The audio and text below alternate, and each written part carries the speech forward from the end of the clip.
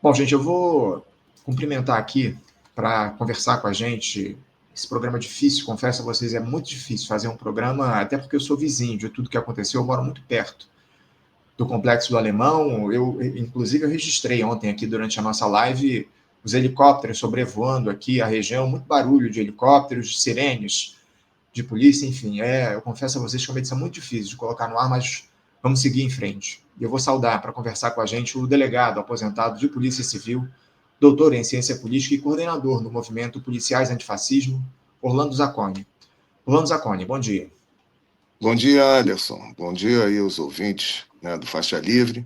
Né, um dia difícil de ontem, né? Hoje estamos começando aí com informações tristes, né? Parece que o número, né, de 64 pessoas mortas está aumentando, porque muitos corpos estão sendo apresentados ainda, né? Por conta da operação não ter sido encerrada completamente ontem no fim do dia e a movimentação desses corpos até o Getúlio Vargas, né, teve um delay, vamos usar esse termo, né, e muitos corpos foram chegando depois do fechamento dos noticiários de ontem. Então, com certeza, hoje, durante o dia, nós vamos ter um número bem maior de mortos do que o que foi apresentado ontem pela imprensa. É isso, Zacconi, é isso. Bom, Rio de Janeiro presenciou ontem o maior massacre, viu, Zacconi, da sua história, protagonizado pela política de segurança pública do governador Cláudio Castro.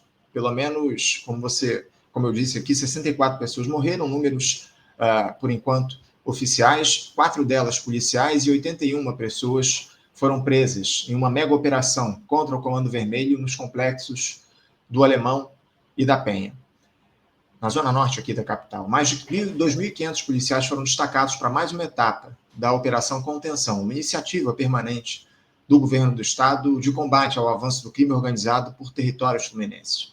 Os agentes saíram para cumprir 100 mandados de prisão, 30 deles de suspeitos de fora do Rio de Janeiro foram recebidos a bala quando chegaram aos complexos de favelas, ainda no final da madrugada. Os 4 policiais mortos foram identificados como Marcos Vinícius Cardoso de Carvalho, de 51 anos, Rodrigo Veloso Cabral, de 34 anos, Cleiton Serafim Gonçalves e Herbert.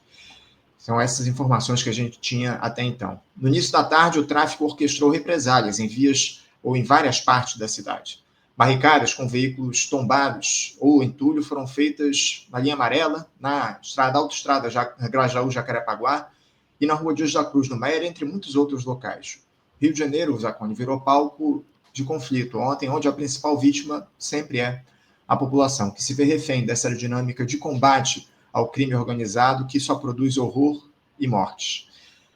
Zacconi, o que é que a gente pode dizer sobre esse episódio gravíssimo que tivemos ontem aqui na capital, a operação mais letal da história da polícia do Rio de Janeiro?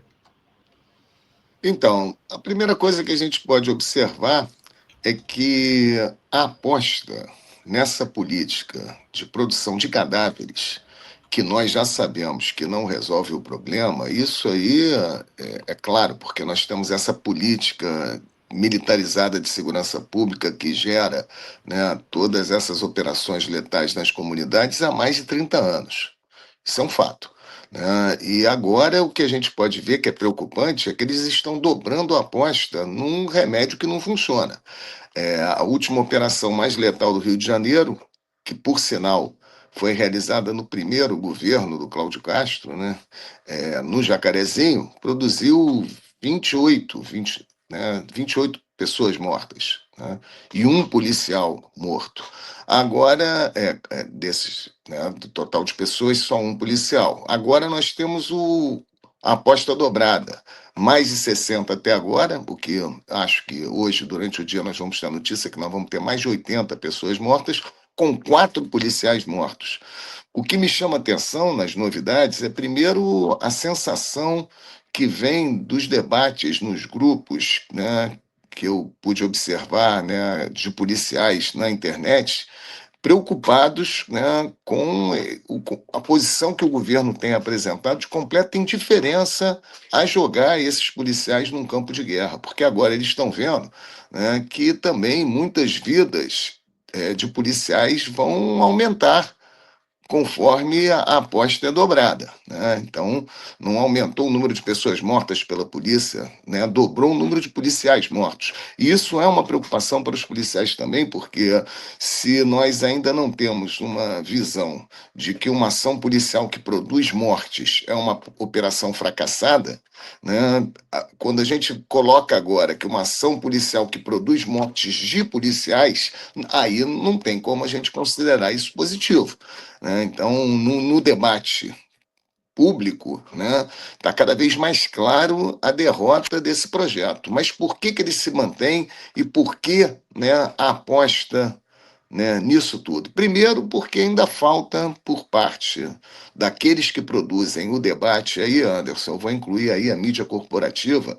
Eu vi um editorial da Globo News que o âncora dizia que a operação foi necessária, mas desastrosa. Quer dizer, você abre mão de um resultado negativo, mas não abre mão daquilo que produz o resultado negativo. Então está na hora da gente começar a questionar, né, a verdadeira causa desse fracasso, que é um pensamento equivocado que nós vamos resolver as questões que envolvem crime, né, violência no Rio, com o uso de força policial, né, e principalmente uma força policial letal, porque já estamos aqui há muitos anos vendo que isso não resolve.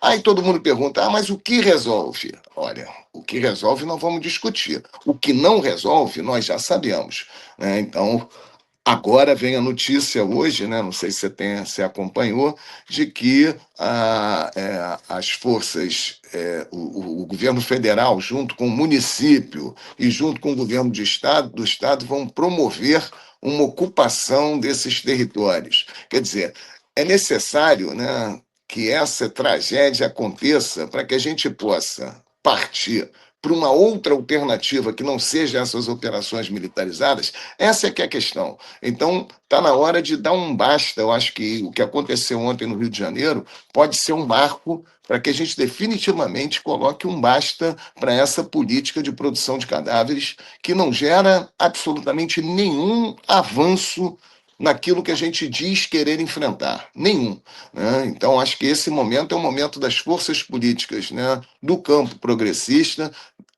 irem, né, para um embate onde definitivamente a gente possa é, afastar que essas ações policiais letais continuem a serem orquestradas em nosso Estado, né? Então, acho que esse é que é o momento do debate. E, para isso, é muito bem-vindo o Ministério Público Federal, a Defensoria Pública da União, que já estão questionando, né, o governo do Estado sobre os limites, né, que o uso da força deve ser empregado numa operação policial, né? Isso tudo está na DPF, que, diga-se de passagem, não foi derrubada, não, ainda está em vigor a DPF das favelas. E o Ministério Público Federal está questionando o governo do Estado acerca desses limites, porque, sinceramente, se nós queremos, né, e eu acho que todos nós que estamos aqui, né, desejamos um Estado de direito democrático, num Estado de direito democrático a polícia tem que ter, né, controles, né, o Estado, ao, né, usar, né, a força letal, né, ao fazer uso do monopólio do uso da força, tem que cumprir regras, tem que ter limites, e é para isso que eu acho que a gente tem que encaminhar o debate, né? Primeiro, buscar responsabilidade pelos excessos, porque é muito fácil dizer, olha, matamos 60 bandidos. Como é que sabe que é bandido, cara? Como é que a gente pode dizer que todos os mortos que as imagens mostram, né, estendidos lá no, são bandidos? E ainda mais, e se fossem bandidos? Porra, um bandido rendido, estou dando uma hipótese, ele pode morrer? Ah, mas eles não estavam rendidos porque eles estavam atirando. Sim, preste atenção. Haviam bandidos atirando. Isso aí é claro, as imagens mostram, os caras estão muito bem armados. Aliás, isso é um outro ponto também, Anderson, que é importante. Parece que entre os fuzis apreendidos ontem na operação, havia alguns que a polícia sequer conhecia, né? São fuzis modernos que estão sendo trazidos de Israel, umas coisas assim, porra, com tecnologia de ponta. É muito dinheiro envolvido nisso tudo. E a gente tem que pensar essa criminalidade de mercado, né, e esse domínio territorial a partir da questão econômica. E é nessa questão econômica que nós temos que focar a repressão. Não adianta, enquanto você não retirar desses grupos que dominam os territórios, seja o tráfico, seja a milícia, né, essas economias que fazem com que eles tenham um poder de adquirir esses armamentos que eles estão adquirindo, não vai ter. Aí não vai ter operação que dê jeito, porque você vai lá, vai matar 60, 80, vai voltar, vai matar mais 100 e vai ter que fazer isso o tempo inteiro e não vai resolver o problema porque outras pessoas estão sendo colocadas dentro dessas empresas, né, que são verdadeiras empresas que agenciam essas economias ilícitas dentro desses territórios. Então é necessário a gente ter um projeto de sufocar, asfixiar economicamente. E aí, Anderson, a gente já está aqui há muito tempo fazendo esse diálogo, entra uma série de questões que vão desde a questão das drogas, passando por questão do gás, transporte alternativo, uma série de questões que nós efetivamente devemos dar resposta a isso. E aí nós vamos ter a possibilidade de mudar esse jogo.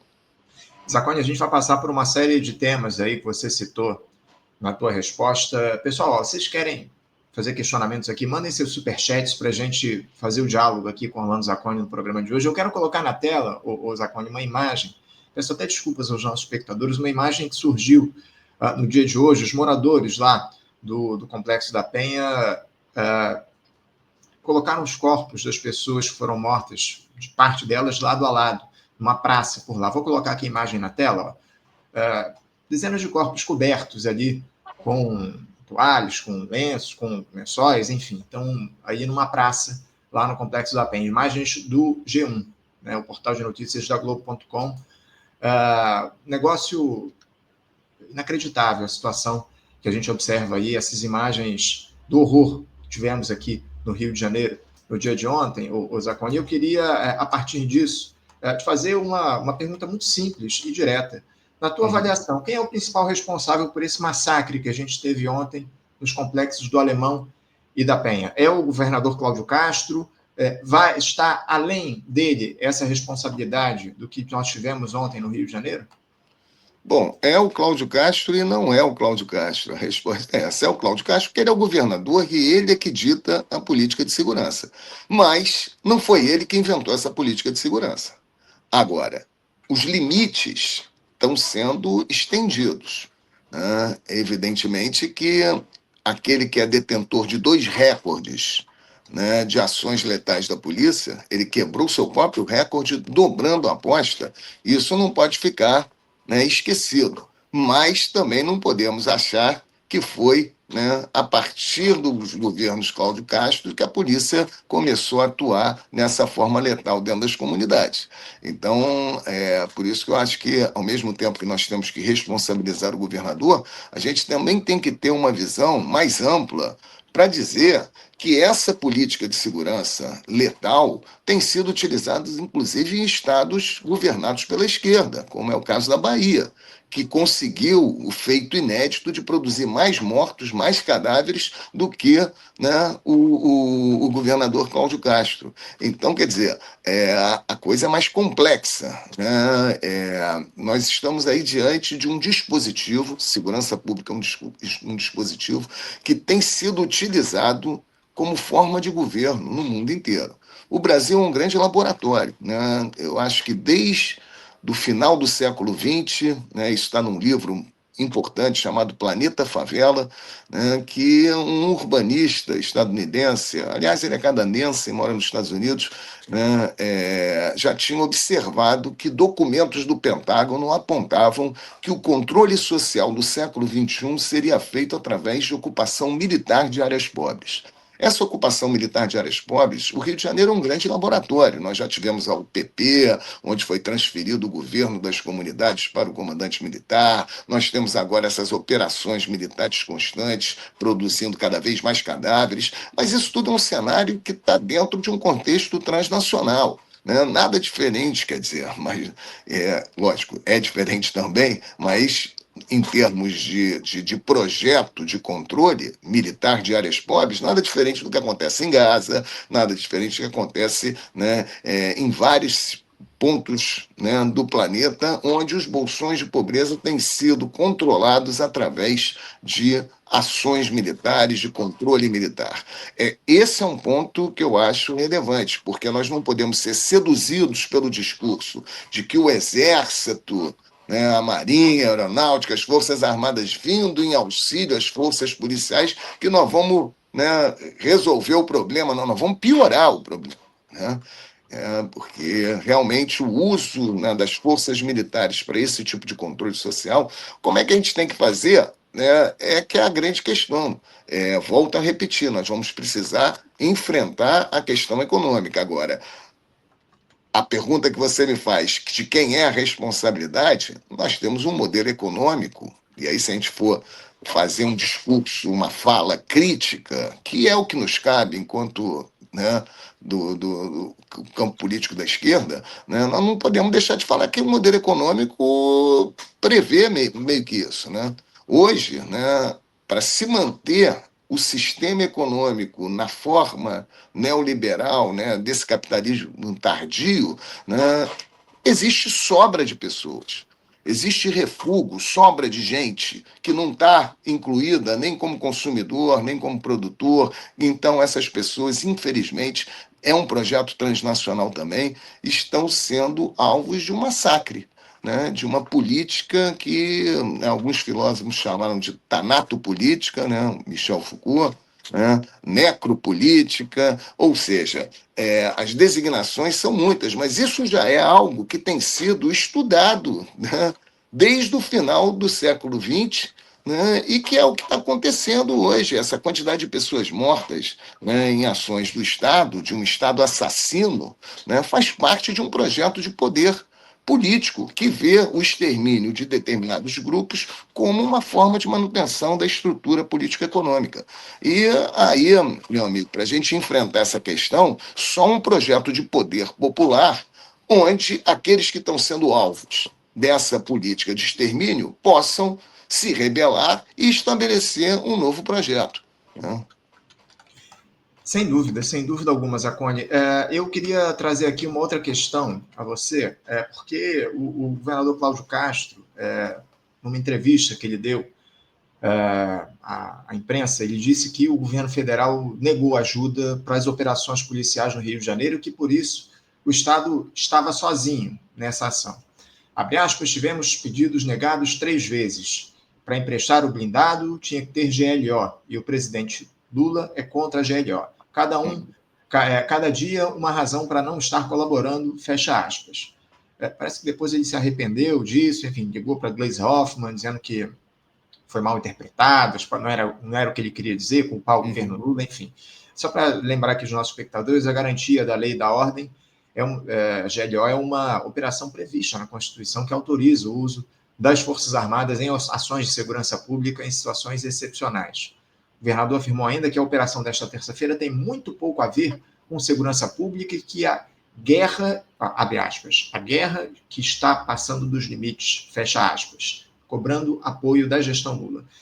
O Ministério da Justiça e Segurança Pública respondeu depois de uma nota elencando as ações conjuntas feitas com o governo do Estado nos últimos tempos. Primeiro, Zacone, eu queria te ouvir sobre o papel do governo federal nessa operação de ontem, se teria algum papel a gestão Lula e também no tema da segurança pública. O Cláudio Castro tem razão, de alguma forma, em jogar a culpa no governo federal. Vale lembrar que há em discussão no Congresso Nacional a PEC da segurança pública, que foi rejeitada por boa parte dos governadores, entre eles o próprio Cláudio Castro, pela ala bolsonarista.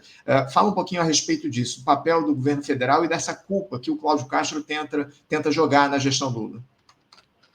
Então, Anderson, você já adiantou o que nós temos aí visto por trás dessa operação, né, desastrosa, né, é exatamente isso, uma disputa de narrativa, visando as eleições do ano que vem. Nós sabemos que o tema da segurança pública tem sido a grande preocupação, né, do eleitor, da população, principalmente no Rio de Janeiro, e o Cláudio Castro criou, né, uma narrativa para tentar responsabilizar o governo federal por tudo que tem acontecido na área de segurança pelo seu próprio desgoverno. Então, o governo federal fez a parte dele ao propor uma PEC da segurança, onde define o apoio que o governo federal pode dar aos estados para que os estados consigam melhorar o seu desempenho. E aí entra grana, treinamento, uma série de políticas sociais também, evidentemente, que são importantes, que é o que está sendo aventado agora, né? E, inclusive, o Cláudio Castro vai participar aí desse movimento com o governo federal e o município para fazer intervenções nesses territórios. Ou seja, isso tudo está previsto na PEC. Só que o Cláudio Castro foi contra, né? Assim quanto os outros governadores, porque você sabe que no campo político, né, infelizmente, essa é uma questão importante, o debate da segurança pública transbordou, né, daquilo que se esperava, que era a construção, através dos entes federativos, de um projeto que atenda os interesses da população, para ser um espaço de disputa de narrativa, buscando voto para o ano que vem. Né? E aí é aquilo, né? A direita ela cresce no discurso, e aí quando você perguntou lá na sua primeira pergunta, né, quem era culpado por isso, né, de uma certa forma, nós do campo da esquerda também temos alguma responsabilidade, por quê? Quando nós perdemos esse debate de narrativas lá atrás, e quando foi isso? Pô, foi em 88, na Constituinte de 88, a gente teve uma derrota terrível. Por quê? Porque se construiu um discurso de que políticas de segurança pública que defendesse direitos humanos, né, direitos fundamentais de moradores da periferia, tudo isso era um estorvo, atrapalhava a segurança pública. Né? E aí nós tivemos um lobby dentro da Constituinte, onde uma série de dispositivos que hoje são questionados, né, o artigo 142, que diz que cabe às Forças Armadas, às Forças Militares garantirem lei e ordem em nosso país, segurança, né? Ou seja, tudo isso foi passado na Constituinte a partir de uma disputa onde a narrativa da direita foi vitoriosa. Né? Esse bandido bom é bandido morto é algo que vem e que está por trás, né, de todos os aplausos que essas políticas genocidas de extermínio da nossa população periférica recebem. Né? Esse discurso foi crescendo e a gente não teve, né, enquanto campo da esquerda, né, competência para desconstruirmos isso. Ficamos acuados, a verdade é essa, Anderson. Ficamos acuados porque não tínhamos uma resposta para o discurso do bandido bom é bandido morto. Né? E parece que estamos um pouco assim até hoje. Né? De uma certa forma, a gente enfrenta esse debate com a direita de uma forma muito tímida, no sentido de falar, olha, não, nós precisamos de uma repressão qualificada, e começa a tentar dar, né, uma nova roupagem para o discurso da repressão. E as questões da prevenção, que são as questões fundamentais para enfrentar o problema do crime e da violência, né? O mais importante são as ações preventivas, porque depois que acontece o crime, não adianta matar o bandido, prender o bandido, o crime já aconteceu. Então, definitivamente, a gente tem que ter um diálogo com a população que mais importante do que repressão é prevenção, mas nós não conseguimos fazer isso. A população continua acreditando que as ações repressivas, inclusive a do grande encarceramento e dessa grande letalidade produzida pela polícia, são aquilo que podem resolver o problema. Cara, o que eu fico mais impressionado, Anderson, é que depois de 30 anos, 40 anos de políticas repressivas, violentas, militarizadas, com esse grande encarceramento que nós temos no Brasil, com essa grande quantidade de pessoas mortas pela polícia, a questão criminal só piora. E como é que os caras continuam acreditando num remédio que não funciona? Essa é a questão, porque o discurso fascista ele vai se introduzindo da seguinte forma. Eu tive uma conversa dessa com um delegado da minha turma, que eu falei para ele, olha, matar e prender não resolve o problema do crime. Ele falou, mas como que não resolve? Se não fosse isso, os crimes estavam explodindo. Eu falei, mas a gente não está fazendo isso há 30, 40 anos. Sabe o que ele me respondeu? É que a gente ainda não matou, nem prendeu o suficiente. Ou seja, o discurso vai ser sempre de que precisamos matar e prender mais. E nada vai ser suficiente para resolver a questão problema. E nós não construímos um discurso político no campo da esquerda para dizer, olha, isso não funciona, E nós precisamos ter um projeto de segurança que previna. E como é que nós vamos prevenir? Pô, primeira coisa, essa ocupação territorial que mobiliza toda essa gama de pessoas que estão trabalhando nessas facções, dinheiro, compra de armamento, tudo isso visa somente garantir o controle territorial para controle de economias. Quais são as economias? Basicamente, droga, gás, internet, transporte alternativo, uma extorsãozinha, que aí não, também está lá no meio. Mas, assim, se você enfrentar esses quatro grandes geradores de grana, de dinheiro para esses grupos, né, você tem muito mais chance de avançar na transformação da realidade do que com essas operações letais. Então, como é que tem que ser pensado? Bom, questão da droga não tem jeito, cara. O mundo inteiro, isso é outro absurdo também, o mundo inteiro está legalizando a maconha. O mundo inteiro. Estados Unidos, porra, o Trump chama, né? Os caras, os barquinhos da Venezuela de narcoterroristas, mas ele não fala que lá nos Estados Unidos, né, a maconha, que é o grande carro-chefe da venda do varejo das drogas no Rio de Janeiro, pode ter certeza, a droga que mais movimenta dinheiro hoje, né, nesses espaços, e pior, hein, consumida pelo morador. Porque hoje, a pessoa que não mora na favela, ela não vai dentro da favela para comprar maconha. Ele tem seu fornecedor em casa, ele tem a sua própria plantação, tem um monte de gente aí, inclusive com HC, com habeas corpus, permitindo, né, ter o plantio. Mas, assim, esse mercado é um mercado interno e que a gente tem entregue isso a esses grupos organizados, né, que nem são organizados, faccionados, né, eu não chamo de organizado, né, para essas facções. Então, quer dizer, se você pensar na legalização, né, numa forma econômica de fazer com que esse mercado, que é igual ao mercado de outras drogas, como a cerveja, como o tabaco, que ele seja formalizado no sentido de gerar renda e emprego para pessoas que moram nessas comunidades, um projeto político, né, que esteja preocupado com a transformação social e não com discursos eleitorais e que não transformam a realidade. O gás. Por que não estatiza o gás, Anderson? Nós já conversamos sobre isso aqui. O gás tem que ser vendido de forma estatizada. Hoje, na Rocinha, só tem um cara que é dono de 3 empresas, e só tem 3 empresas do mesmo dono, que é um alemão, que vende gás na Rocinha. Só ele tem esse monopólio. Por quê? Porque ele cobra o gás com ágio para pagar o arrego, né, do tráfico, para pagar o arrego da política, para pagar o arrego da polícia. Ou seja, pelo amor de Deus, isso tinha que acabar. Tem que ser estatizado. Por quê? Primeiro, porque não tem livre iniciativa na venda do gás em comunidades nesses territórios. Não tem. Vai você, eu, qualquer um, tentar abrir um negócio para distribuir gás dentro da Rocinha. Não vai conseguir, né?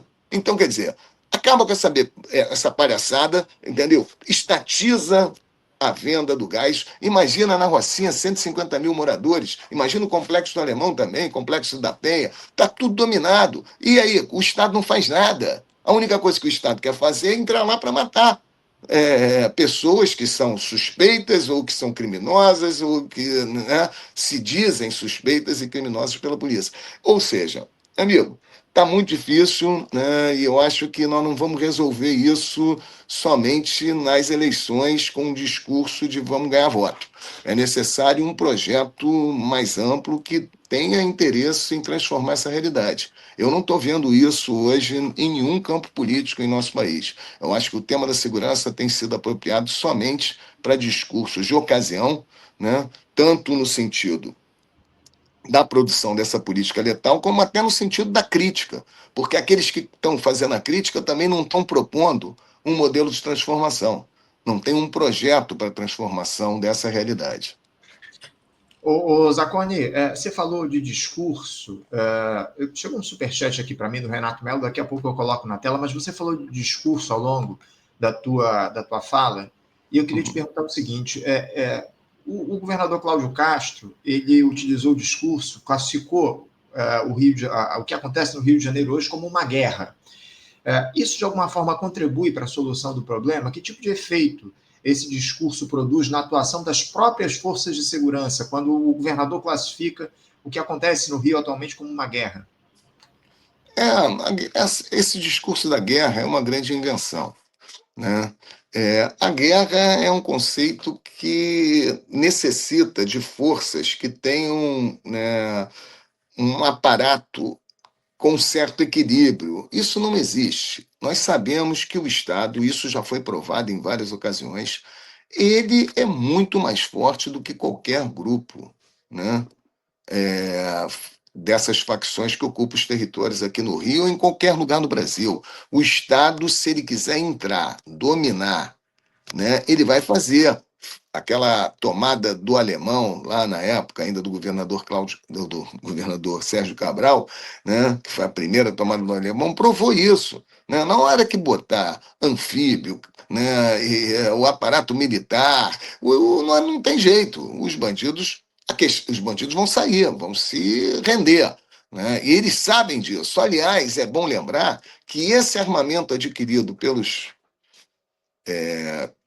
marginais nunca foi, né, para enfrentar a polícia. Né? A cultura de compra de armas por esses grupos no Rio de Janeiro sempre foi voltada para garantir o domínio territorial da invasão de outros grupos. A conversa com o Estado, com a polícia, é outra. Não é num enfrentamento armado. Lógico que se a polícia fizer uma operação, eles vão resistir como resistiram ontem. Eles usam esse armamento também, né, para enfrentar a polícia. Mas o objetivo maior não se enfrenta o Estado somente com armamento. Essa é que é a questão. Né? Isso nós temos que falar, inclusive, né, nós não estamos contando nenhuma novidade. Né? A questão toda do envolvimento, da corrupção policial, não só no que diz respeito a essas economias que são dominadas no território, mas até na chegada dessas armas, né? Porque como é que elas chegam, né?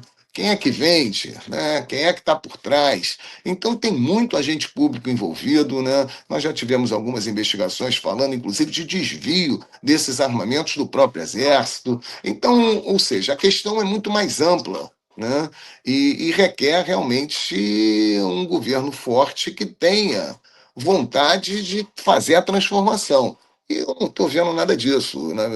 Eu acho que na maioria dos governos, e o Cláudio Castro tem se mostrado, né, nessa linha, né, prefere fazer uma notícia, né, que às vezes é positiva, às vezes é negativa. Né? Acho que ele não teria noção do que ia se transformar essa operação. Ele queria fazer uma operação que ele nomeou como a maior operação da história do Rio de Janeiro, que eles chamam de mega operação, com 2.500 homens, um espetáculo, né? Um verdadeiro espetáculo midiático, mas ele não tinha noção que a resistência seria tão forte a ponto de produzir a morte de 4 policiais, mais de 9 policiais feridos, e ter, de uma certa forma, né, perdido a mão, que esse é o termo real, né, para a produção dessa quantidade absurda de pessoas mortas. E aí a notícia que seria boa, o espetáculo positivo do desfile militar policial, acabou virando uma notícia ruim, inclusive com a estratégia que é sempre recorrente, né, dos bandidos de, para tirarem a pressão dali, né, da polícia no Complexo do Alemão, produzir incêndios e algum fechamento de comércio em outros pontos da cidade para que a polícia saia daquela concentração, né, no Complexo do Alemão e se dirija para outros pontos da cidade, o que gera uma insegurança, um medo, um desespero, né, nas pessoas em todo o território da cidade. Né? E aí, realmente, quando chega nesse ponto, a notícia que deveria ser boa passa a ser ruim. E aí ele tem que culpar alguém, aí culpa o governo federal. É assim, é um grande teatro, é uma grande peça teatral. Zacone, estão chegando aqui algumas mensagens dos nossos espectadores. Continuem mandando mensagens aqui via Superchat, inclusive, para a gente trazer questionamentos para o Orlando Zacone. O Renato Cinco, ex-vereador aqui no Rio de Janeiro, diz o seguinte: baixa de guerra aos pobres. Nosso amigo Renato Cinco. Baixa de guerra aos pobres, legalização das drogas já. E continua. Ontem foi um massacre eleitoral. A extrema-direita acredita que se beneficia se o debate central das eleições forem segurança pública. Eu tenho um superchat show aqui do Renato Melo. Obrigado, viu, Renato, pelo teu apoio, pela tua contribuição. Ele pergunta aqui o seguinte: qual a diretriz de política de segurança do governo Lula? Pergunta do Renato Melo para vocês, Zacone.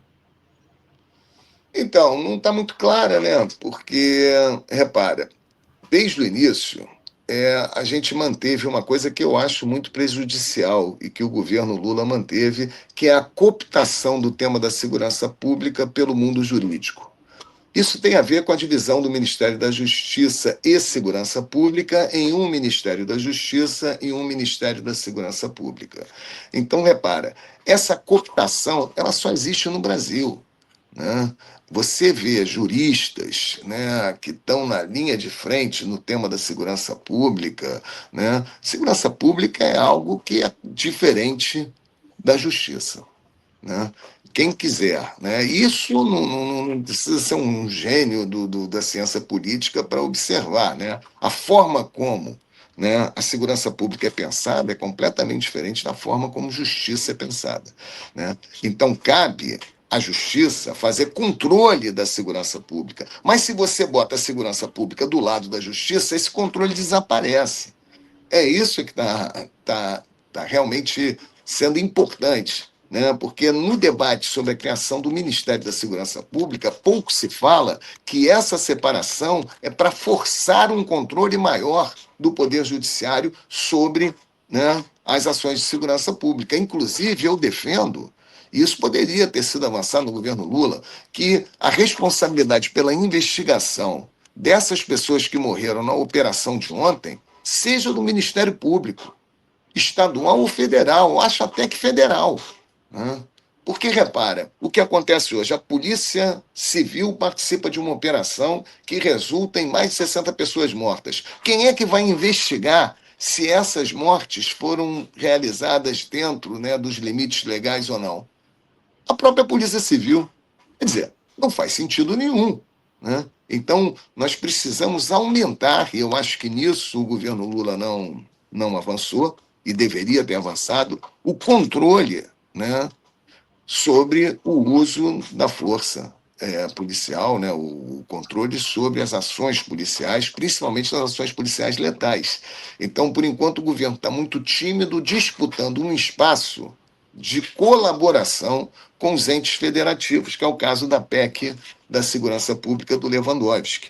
Mas não existe um projeto como já existiu na época do PAC, né, de uma série de ações que envolviam muitos recursos e investimento nesses espaços vulneráveis, né, onde realmente tem crescido e muito a violência e os índices criminais, armas. Então, quer dizer, isso acabou. Esse governo realmente ele está completamente parado. Já houve momentos em que o governo do PT, em outras gestões, né, fazia investimento, né, em treinamento, em cursos para policiais, nada. Hoje, né, inclusive a Senasp, Secretaria Nacional de Segurança Pública, ela está desaparecida. Antigamente, não sei se você lembra, Anderson, né, ele era um órgão dentro do Ministério que tinha uma projeção, né, uma atuação proativa, né, muitos policiais se formarem em cursos, eu sei porque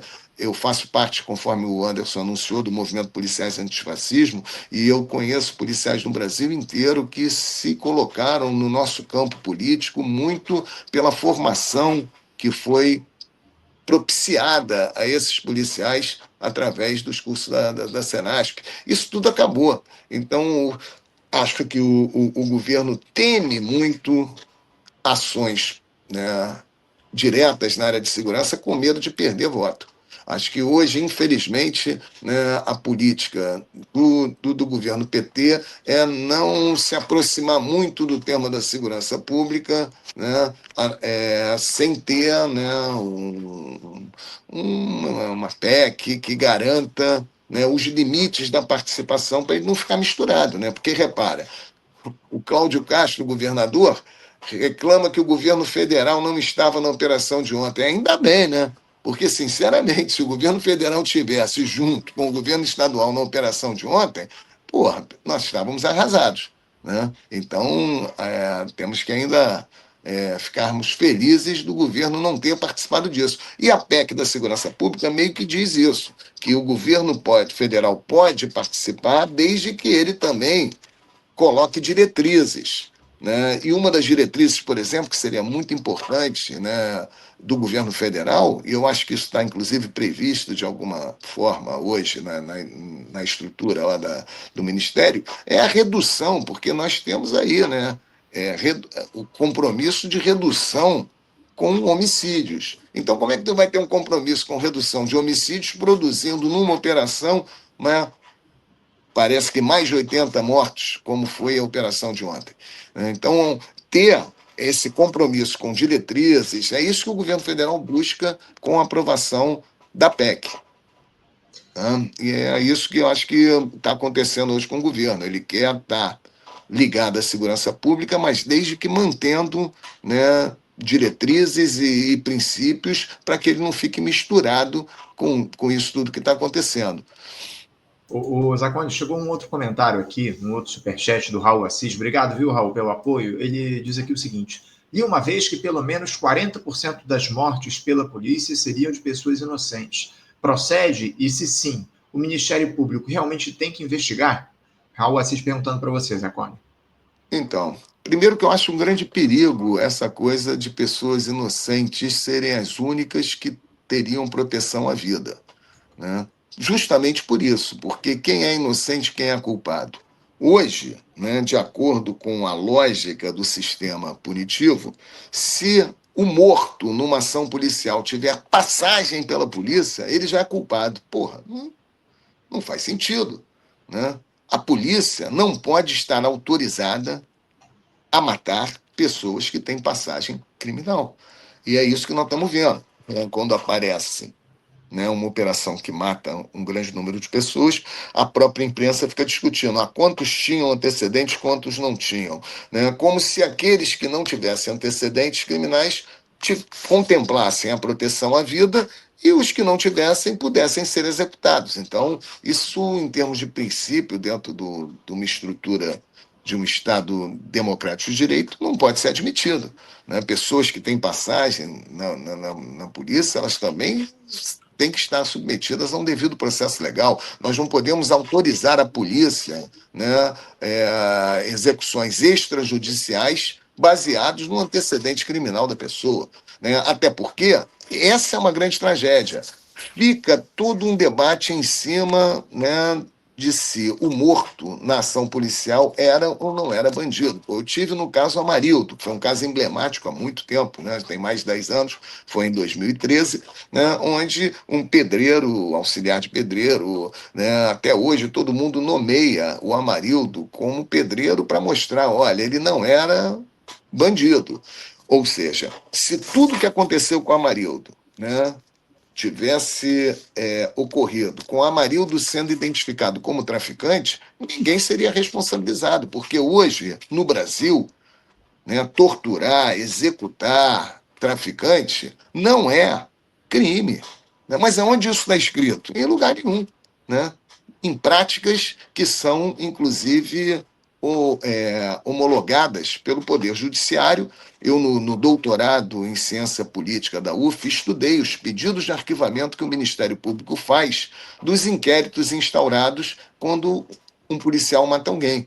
E está ali demonstrado na pesquisa que o que está em jogo não é como a polícia age, né? O que está em jogo é quem morreu.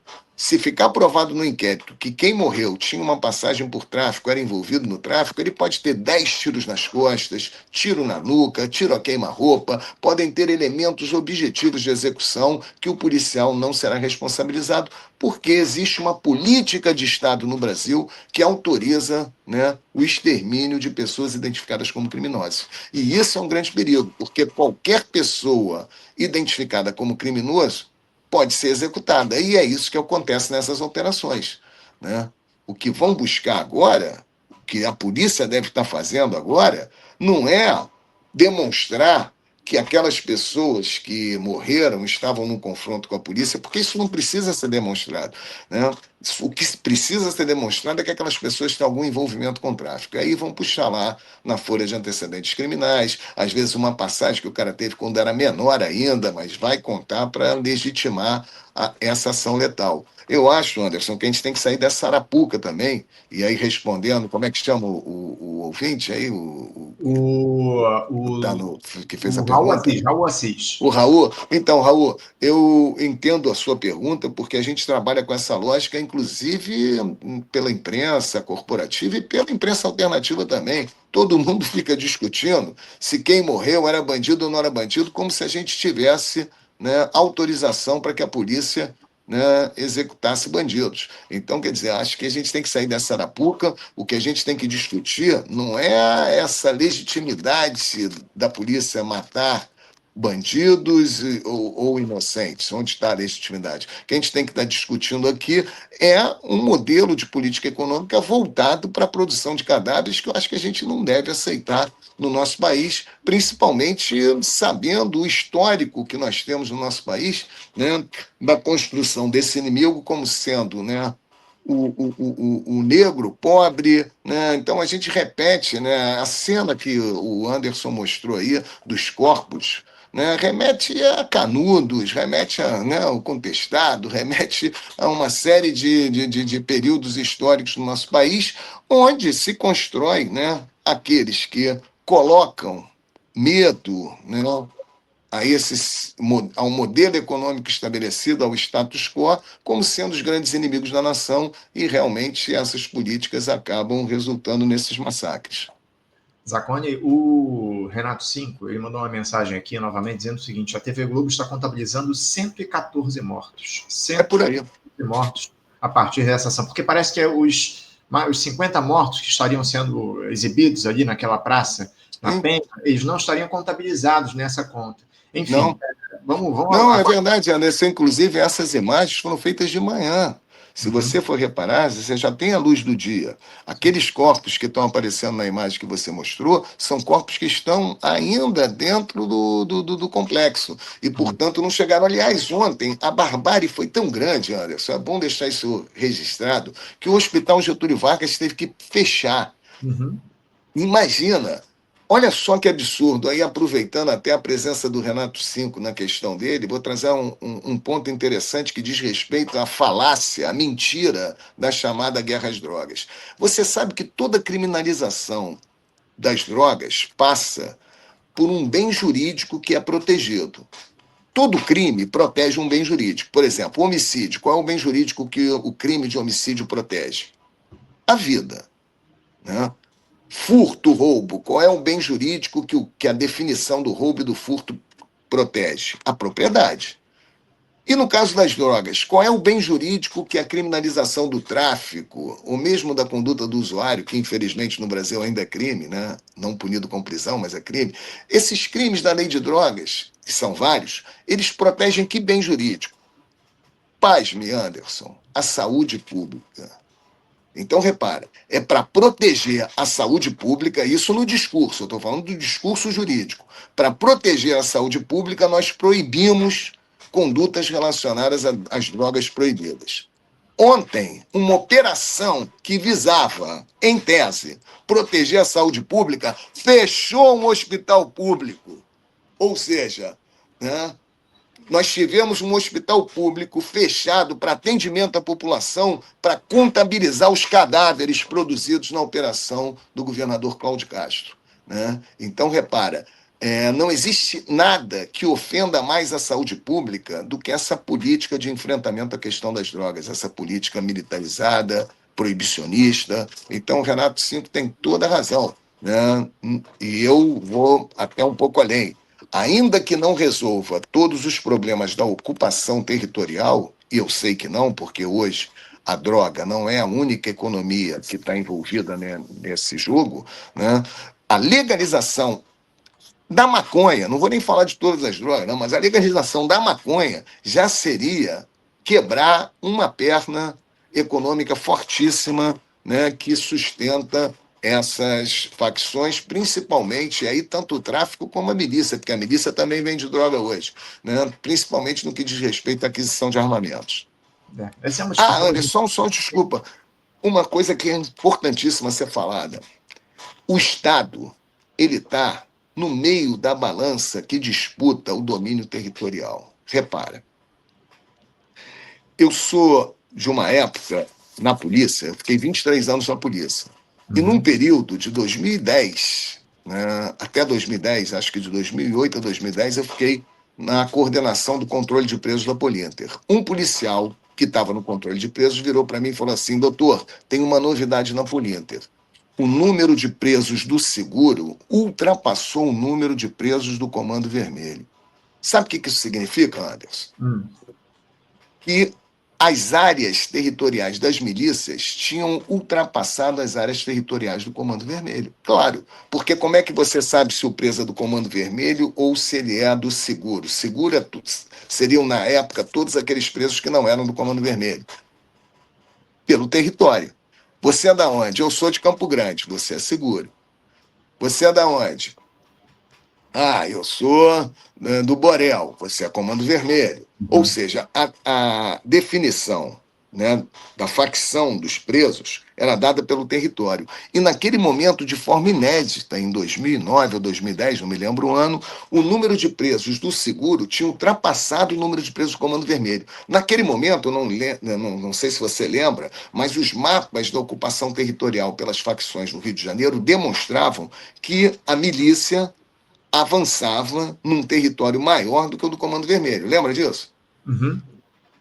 Isso já era resultado da política que o Estado fez das UPPs. Porque o que aconteceu? As UPPs foram estabelecidas, na sua grande maioria, em territórios do Comando Vermelho. E quando o Estado ocupava esses territórios do Comando Vermelho, o acordo, e foi feito um acordo, é que eles iam retirar o armamento pesado e que o tráfico seria colocado num lugar, né, mais escondido dentro da comunidade. Mas o tráfico não era para acabar. Aliás, o próprio secretário de Segurança na época, né, como é que ele chamava, do Cabral? Que era aplaudido. Me deu um branco agora. Eu vou resgatar aqui e já te falo. É famoso, mas é tão famoso que caiu no esquecimento, né? Mas ele dizia que a UPP não era... O Zé Beltrame? Beltrame, exatamente. O Beltrame tem entrevistas dele dizendo que a política das UPPs não era para acabar com o tráfico, né?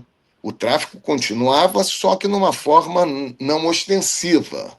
Isso fez com que, no final das UPPs, o Comando Vermelho estivesse enfraquecido nos armamentos, e eu falei para vocês já que o armamento não é para enfrentar a polícia, o armamento é para enfrentar os grupos rivais, e a partir daí, nesse período, 2010, 2011, quando as UPPs já estavam em declínio, as milícias avançaram nos territórios das UPPs.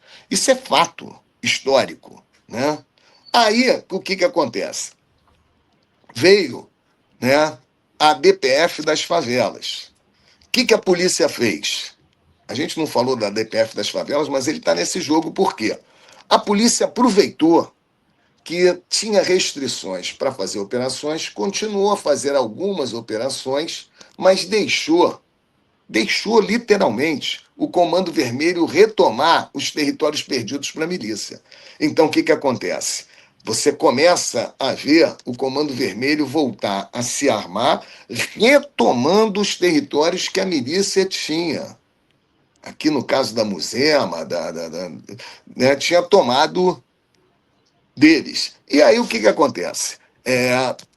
A polícia deu corda na linha, né, para tentar mostrar que a DPF das favelas estava fazendo com que o Comando Vermelho crescesse. Mas, na verdade, o que fez o Comando Vermelho crescer não foi a DPF, foi uma estratégia da polícia de deixar com que o caos, né, crescesse para poder agora tentar justificar a sua força através desse discurso que o nome da operação chamava Operação Contenção, no sentido de justificar esses mais de 100 mortos como uma ação legítima para conter o Comando Vermelho. Então, resumão, o que eu queria dizer é o seguinte, o Estado, ele participa, ainda que não diretamente, mas também diretamente, direta e indiretamente, dessa disputa, né, pela ocupação dos territórios, de acordo com seus interesses pontuais.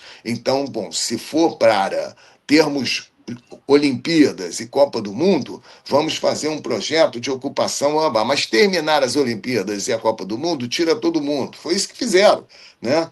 E nessa movimentação que o Estado vai dando, né, vai fazendo com que a configuração da disputa do território, ora fique para um lado, ora fique para o outro, né? E eu acho que nesse momento o que se busca é a volta das milícias para os territórios retomados pelo Comando Vermelho.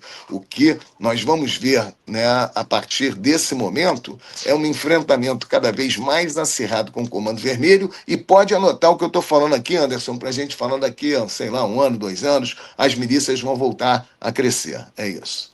Zacone, eu estou de olho no relógio aqui, estamos no finalzinho do nosso papo. Eu queria fazer um último questionamento para você. A gente vai continuar repercutindo isso, inclusive, no programa de hoje, essa operação. Sexta-feira vamos fazer um debate para trazer de maneira mais aprofundada essa discussão. Mas, para a gente fechar aqui, como é que ficam os policiais em meio a esse cenário, Zacone, com uma política de segurança pública que prioriza o confronto e leva à morte, inclusive, de diversos agentes? Então, a nossa crença, enquanto policiais antifascismo, é que os policiais possam, um dia, se reconhecerem como trabalhadores e passem a ser trabalhadores críticos das funções que lhes são impostas, né? E você colocou muito bem, não é o policial que define a política de segurança. Quem define a política de segurança é a política representando interesses de grupos, né, econômicos. Então, o Cláudio Castro, ele define essa política representando interesses de muitos grupos econômicos, e os policiais são obrigados a cumprir essas funções. Nós demos sorte, né, que no momento em que os policiais são jogados nessa operação que está sendo nominada pelos policiais, pelos próprios policiais, como operação suicida, é bom a gente deixar aqui, né, registrado que essa operação bateu recorde de pessoas mortas pela polícia, mas bateu recorde também de policiais mortos na operação. Eu não me lembro, no tempo que eu tive na polícia, de uma única operação produzir 4 policiais mortos na mesma operação, né? Então, nesse momento em que os policiais são jogados nesse campo, né, dessa guerra construída, né, inclusive ceifando a sua vida, teve um policial ontem, né, um dos que morreram, que era um policial civil, que ele estava na corporação há menos de 2 meses. Era a primeira operação que ele participava, né? Deixou mulher, deixou filho, né? E uma série de questões que atinge aqueles policiais, aqueles 2.500 policiais que estavam na operação ontem, sejam civis ou militares, eles viram que eles poderiam estar no lugar daqueles que morreram. Eles estavam lá dentro do complexo, né? E nesse momento em que o governador joga os policiais nesse campo dessa guerra construída, esse mesmo governador vetou para a Polícia Civil, né, dispositivos que garantiam mais direitos a esses policiais enquanto trabalhadores, né, na lei que reestruturou o quadro da Polícia Civil. Recentemente foi aprovada uma lei pela Alerj reestruturando, né, o quadro da polícia, e havia ali dispositivos aprovados pelos deputados que foram vetados pelo governador Cláudio Castro. Primeiro, auxílio à saúde. O policial não tem auxílio saúde. Adicional noturno. O policial policial civil não tem adicional noturno. Auxílio educacional. O policial civil não tem auxílio educacional. E adicional por exercício de função, que também o policial civil não tem. Esses adicionais e esses auxílios já foram conquistados por outras categorias. Os policiais civis deveriam conquistar esses direitos porque a Alerj aprovou na reestruturação dos quadros da polícia a inclusão, né, desses benefícios, né, que não são privilégios. E o que acontece? O governador Cláudio Castro vetou tudo. né? Vetou tudo, sob o argumento, né, da responsabilidade fiscal, que não pode aumentar. Mas esse mesmo governador que também vetou, né, a gratificação faroeste, né, se apresenta hoje para os policiais, principalmente os policiais civis, como um governador que não valoriza o trabalhador policial, né? E aí, além de não valorizar o policial, né, ainda joga ele dentro de um campo de guerra onde esse policial está arriscado a entregar a própria vida. Então, né, isso tudo, né, vem junto com o seguinte: de todos esses vetos, a bancada da bala, que sempre se disse, né, se apresentou como aquele que luta pelo direito dos policiais, só tem um dos vetos que a bancada da bala vai querer derrubar. Isso já foi falado por deputados da bancada da bala aqui na Leste. É o veto, né, à gratificação faroeste. Ou seja, os deputados, né, vão só tentar brigar pela gratificação por morte. Quando um policial mata alguém, ele receber uma gratificação. Ou seja, está mais do que provado, pelo menos do meu ponto de vista, eu acho que para muitos policiais isso tem, né, se apresentado, que a única função que se deseja das forças policiais é essa função letal. Uhum. Né? E que o olhar que esse governo tem, né, do governador Cláudio Castro, para as forças policiais é um olhar de uma máquina de produzir cadáveres. Não vê, né, em nenhum momento a presença de um trabalhador prestador de serviço essencial à população e, conforme eu falei, né, merecedor de benefícios básicos, né, como auxílio à saúde, por exemplo. É isso. Essa ideia de desumanização que segue avançando, infelizmente, aqui no nosso Muito, país. mas eu acho que o momento é que muitos policiais civis têm se manifestado já no sentido de observar essa contradição, né, de um discurso que diz valorizar os policiais no sentido de remunerá-los por ações letais, que é a gratificação faroeste, mas ao mesmo tempo nega direitos fundamentais dos trabalhadores para esse policial.